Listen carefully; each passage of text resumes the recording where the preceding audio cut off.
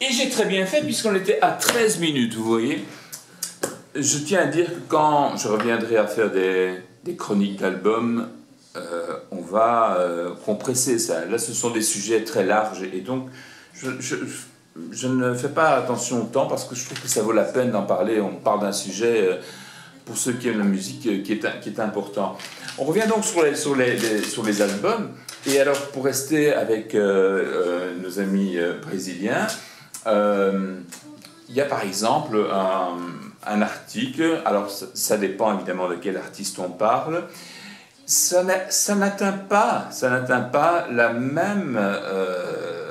le même prix, et heureusement pour nous, enfin pour ceux qui veulent en avoir un de temps en temps. Moi je ne suis pas un fétichiste de l'album spécialement rare, ou enfin je passe pas ma journée à chercher. Mais si quelque chose s'offre à moi, eh bien, je ne vais évidemment pas à un prix raisonnable, parce que je ne peux pas non plus payer n'importe quoi. Je serai le premier à, pourquoi pas, eh bien, acquérir une pièce intéressante.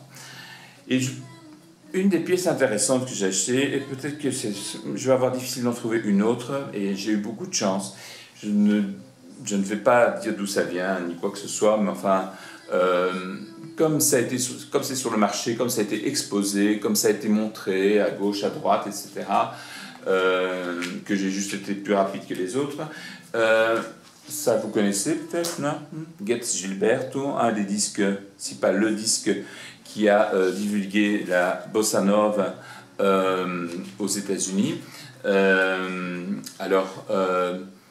C'est bien sûr avec Astrud Gilberto, c'est avec Antonio Carlos Jobim au piano, et vous avez The Girl from Ipanema, Doralice, Pra Machucar Meu Coração, Desafinado, Corcovado, Saudação Samba, O Grande Amor, Vivo Sonhando. Já o disco em si tem certo valor.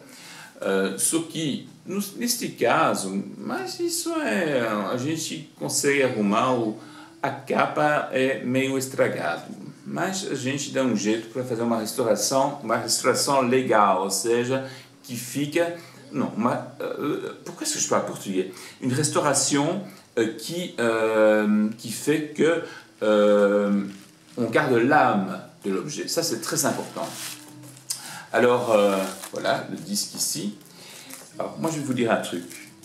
J'ai pensé que ça allait être une catastrophe. J'ai mis ce disque, et de tous les disques que je peux encore vous montrer d'ici peu, on n'entend rien. Il n'y a pas une griffe. Il est nickel. Il est de 64 ou 63. On ne bouge pas ce disque, on ne touche pas ce disque. Je l'ai en CD, il n'y a pas de problème. Alors, vous allez me dire, ah ok, d'accord, vinyle excellent, donc cotation très bonne. On restaure un petit peu la pochette.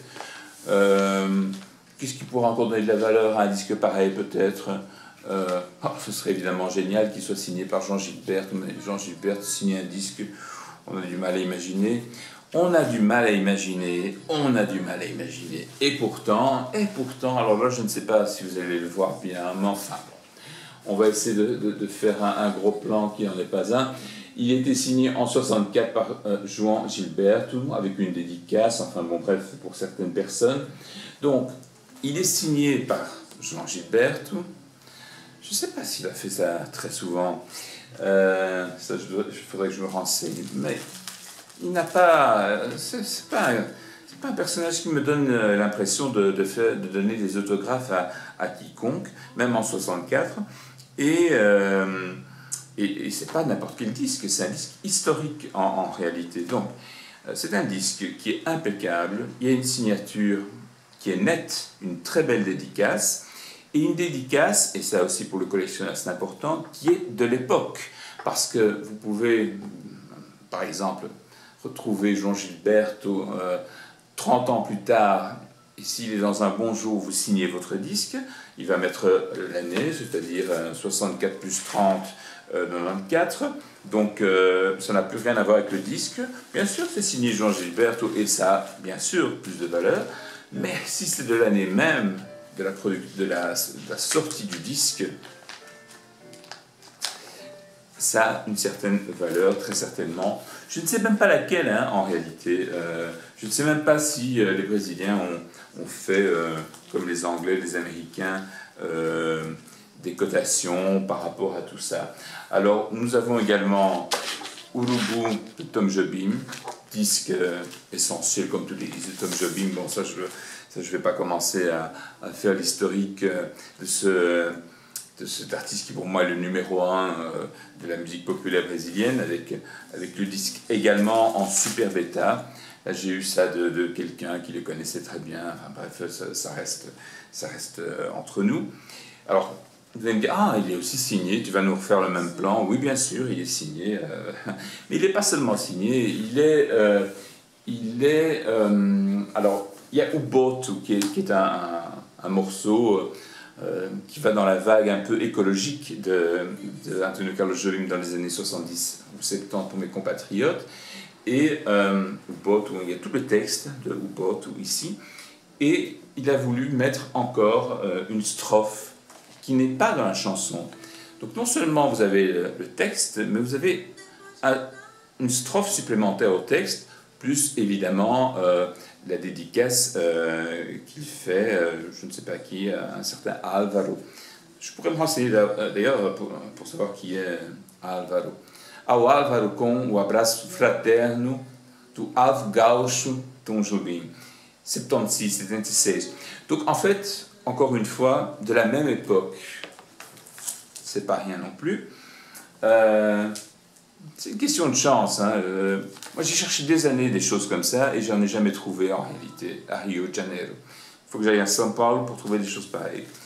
Même chose ici, voilà.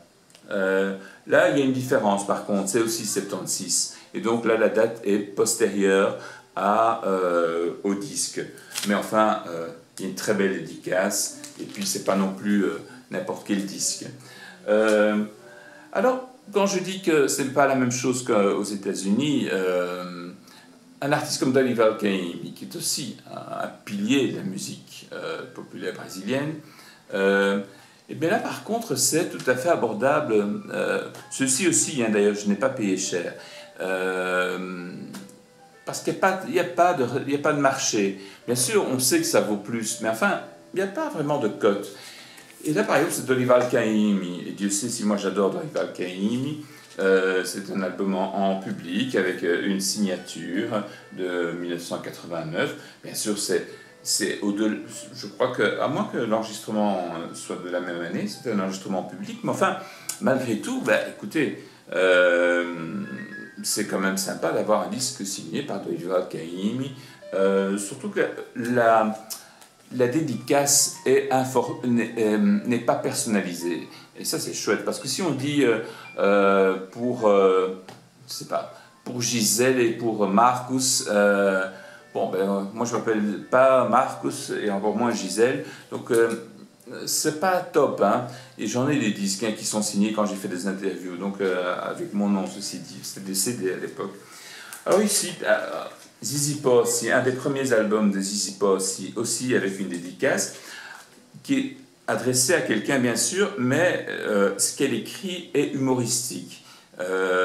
Et donc automatiquement, ça prend... Il y a un peu d'elle-même quelque part. Pour le collectionneur, c'est aussi très important. Même chose, Pauline da Viola. Alors là, ici, par exemple, la dédicace n'est pas extraordinaire. Mais c'est marrant parce qu'ici on trouve la signature, la dédicace, et on trouve ici celle qui est imprimée pour la pochette, qui est une pochette que peut-être vous connaissez, qui est assez connue. C'est le même, e quasi o mesmo preço, là je estou falando portugais, c'est presque le même prix que le disque normal. Évidemment, ici, Itamar Assunção, para quem fala de São Paulo, personagem, enfim, emblemático de São Paulo, com uma dedicatória para amigo, enfim.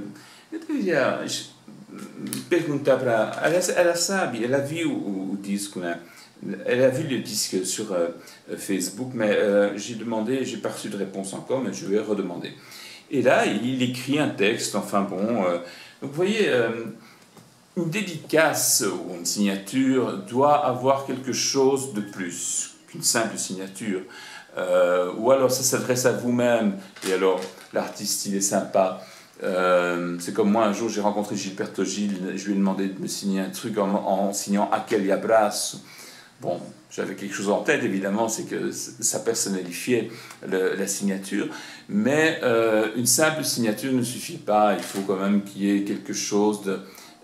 Il faut qu'on rentre dans un peu les coulisses quelque part. Pour parler des coulisses, on parlera encore d'autres choses qui ne sont pas les disques, mais des documents par rapport aux artistes. Mais ça, c'est encore une chose qui... Je vais encore travailler un peu là-dessus parce que c'est un peu plus complexe. Voilà, je voulais parler un peu du vinyle. Je pourrais vous parler du vinyle aux États-Unis, enfin en Angleterre, les collectionneurs.